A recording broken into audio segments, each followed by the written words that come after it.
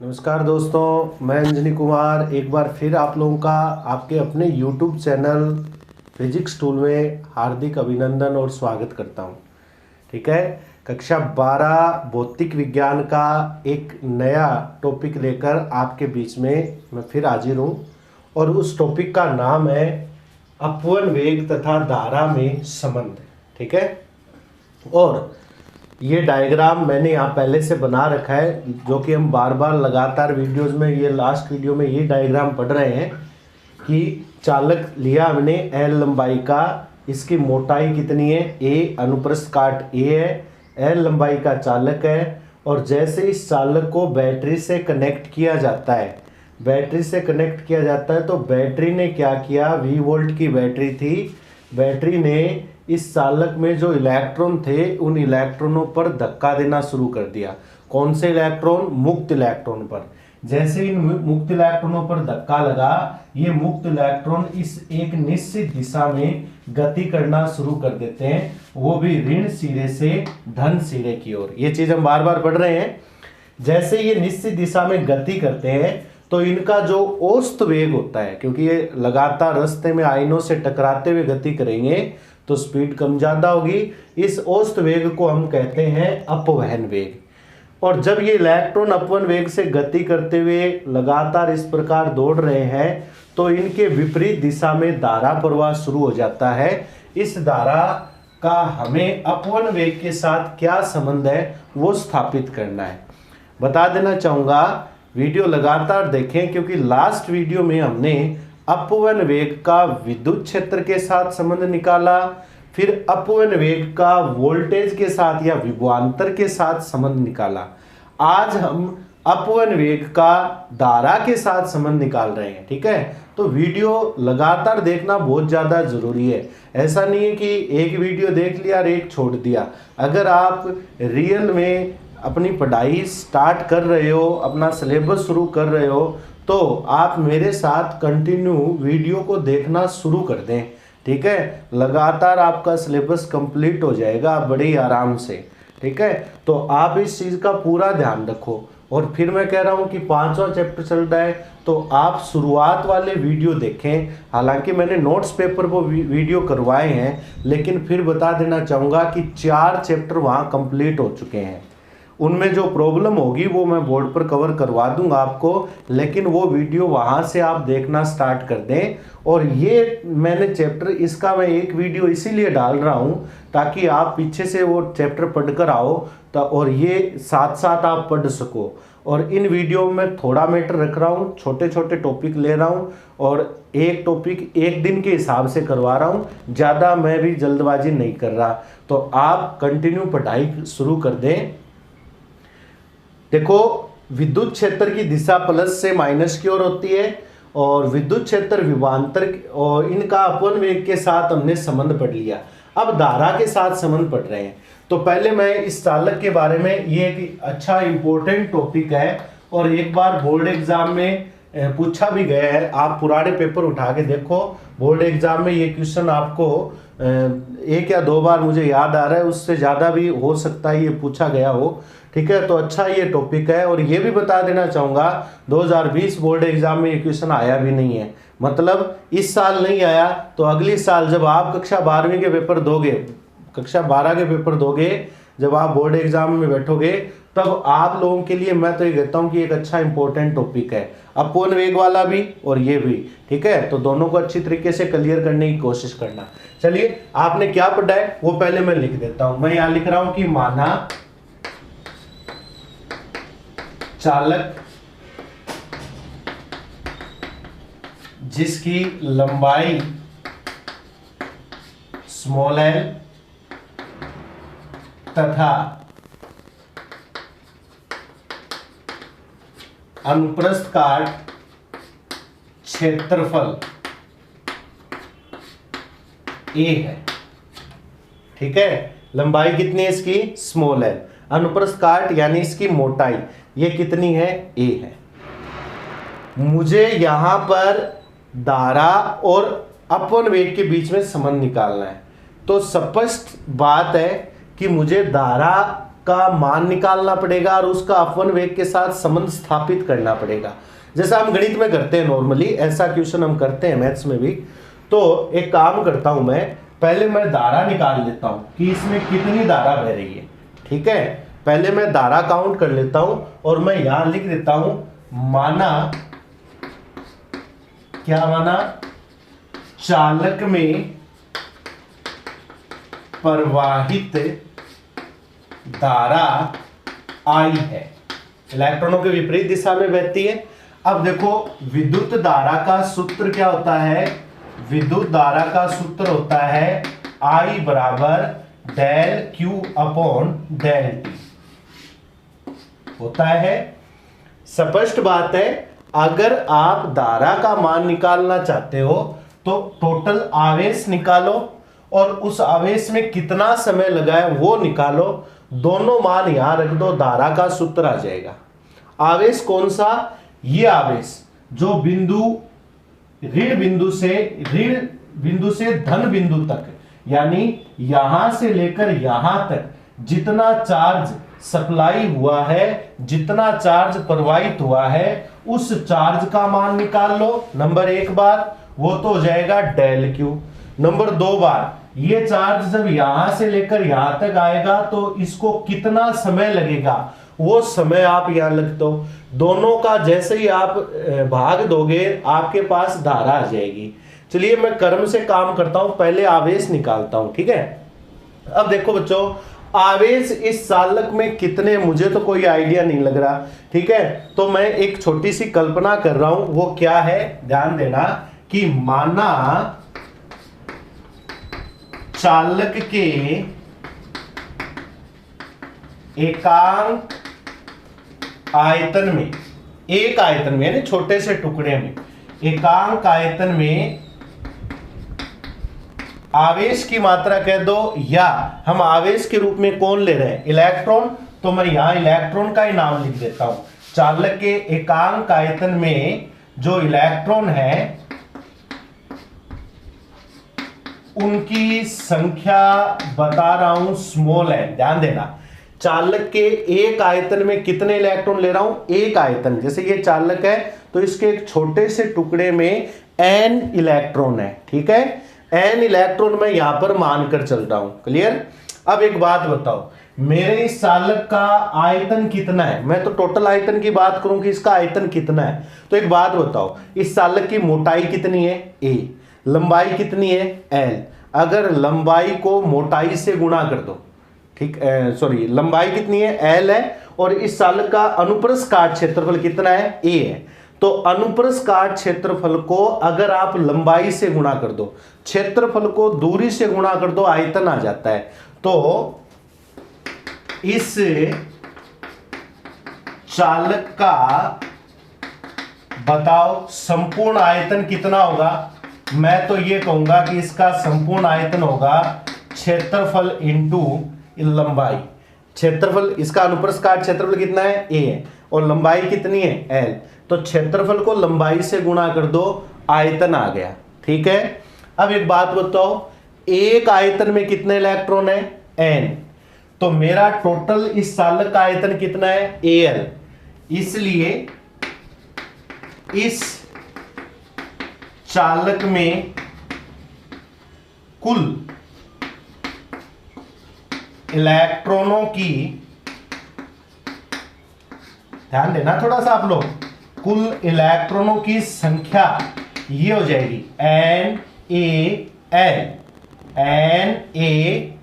एक आयतन में कितने इलेक्ट्रॉन n, टोटल आयतन कितना हो गया a गुणा l, तो टोटल इलेक्ट्रॉनों की संख्या हो गई NaL। वही बात है ना, एक पेन का मूल्य 5 रुपए तो 10 पेन का मूल्य, ठीक है, 5 इंटू 10 50 कर देते हैं। वैसे ही एक आयतन में इलेक्ट्रॉन n है तो इस आयतन में कितने होंगे, इससे गुणा कर दिया। ठीक, अब देखो बात आती है पहले चैप्टर की। पहला चैप्टर बार बार आपसे अपील कर रहा हूं इस बात के लिए कि पहला चैप्टर पढ़ो, पढ़ भी रहे हो, बहुत बढ़िया बात है, क्योंकि मैं लगातार देख रहा हूं पहले चैप्टर के जो व्यूज है वो बढ़ रहे हैं, तो इससे साफ जाहिर हो रहा है कि बच्चे पहला चैप्टर पढ़ रहे हैं।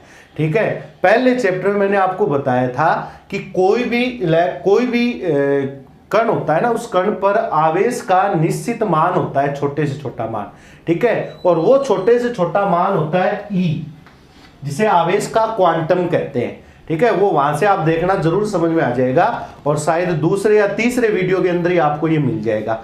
आवेश का क्वांटम होता है, यानी कोई भी कण होता है, कोई भी कण है, उसके पास न्यूनतम मान होता है आवेश का, और वो न्यूनतम मान E होता है, यानी कम से कम E मान जरूर होता है, और E की वैल्यू 1.6 गुणा 10 की पावर -19 कूलम, ठीक है। तो एक बात बताओ, मेरे पास टोटल कण कितने, इलेक्ट्रॉनों की संख्या कितनी है, NaL।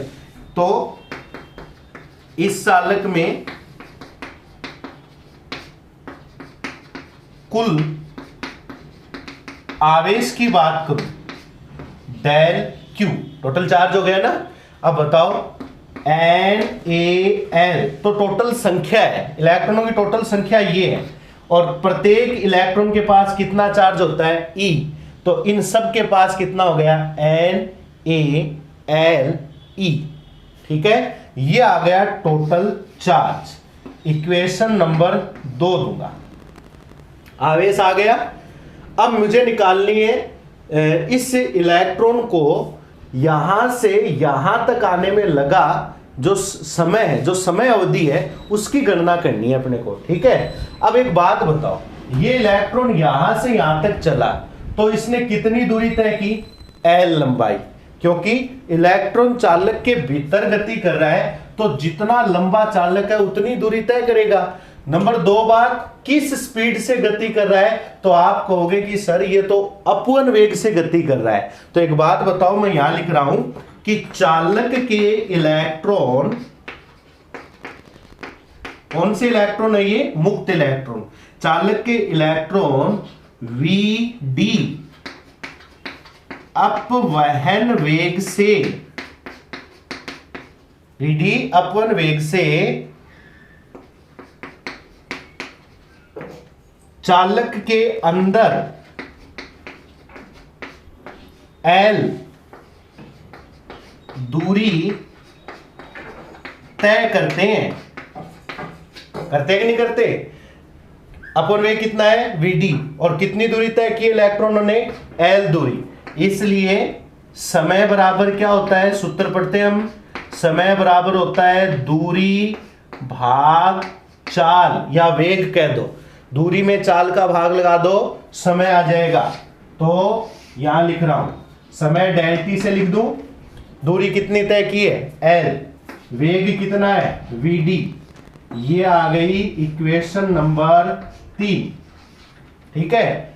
आवेश आ गया, समय आ गया, दोनों वैल्यू समीकरण 1 में रख रहा हूं, समीकरण 2 व समीकरण 3 को समीकरण 1 में रखने पर, रखो क्या आ रहा है, I बराबर डेल Q की जगह रख दो NaLe,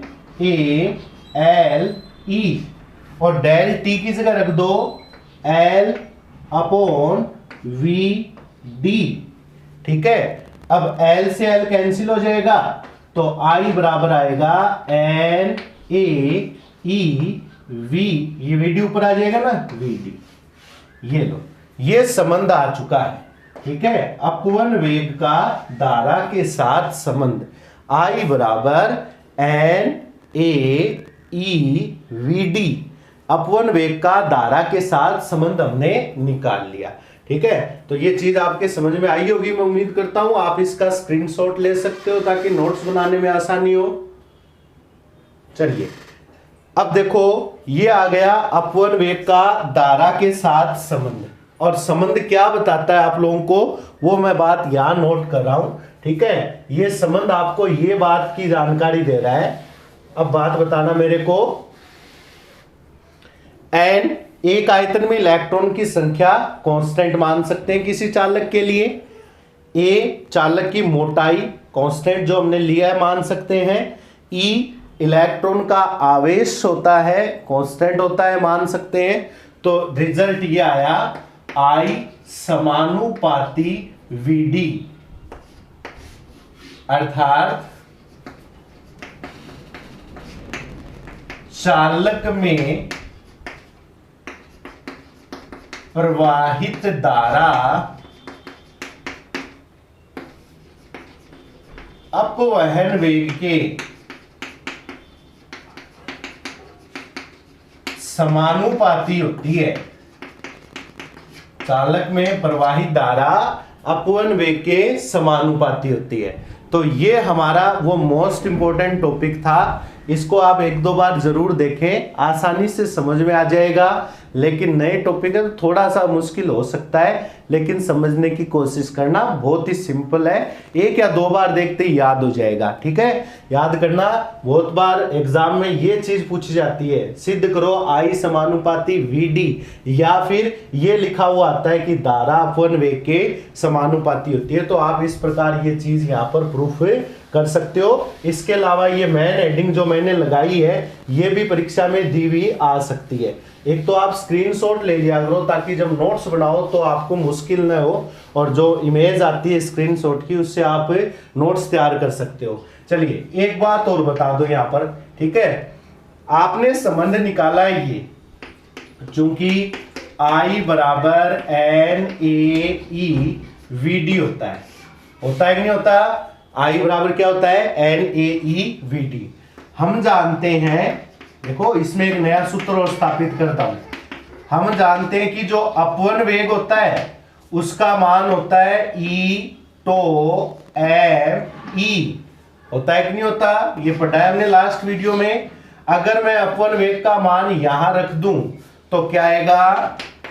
तो I बराबर आएगा NAE, VD किस जगह रख दो? E to ME।